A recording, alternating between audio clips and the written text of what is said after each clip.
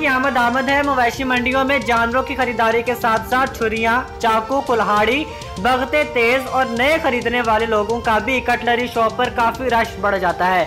दूसरी जानिब किसाबों के साथ साथ शहरी भी छुरियां, बगते तेज करवाकर अपनी महारत दिखाने को तैयार हैं। मजीद इसी हवाले से देखते हैं हारूनाबाद से अरशद अली गौरी की यह रिपोर्ट। हारूनाबाद में भी सुन्नते इब्राहिमी की अदायगी के लिए मवेशी मंडियों के साथ साथ छुरी, चाकू, कुल्हाड़ी और कोयले की अंगीठियां खरीदने के लिए शहरियों की बड़ी तादाद ने खरीदारी के लिए बाज़ारों का रुख कर लिया है। मगर बाज़ारों में आए लोगों का कहना है कि पिछले साल की निस्बत इस साल कीमतों में इजाफा बहुत ज़्यादा है। महंगाई तो बहुत ज़्यादा हो गई है, तकरीबन हर चीज़ का नरख आसमान से बातें कर रहा है। गरीब आदमी तो बेचारा पिसके रह गया है। दूसरी जानब दुकानदारों का कहना है कि ईद उल अजहा के मौका पर हमारा काम अरूज पर होता है। न सिर्फ हारूनाबाद के शहरी बल्कि दूर दराज से लोग छुरियां तेज और नई खरीदने के लिए आते हैं।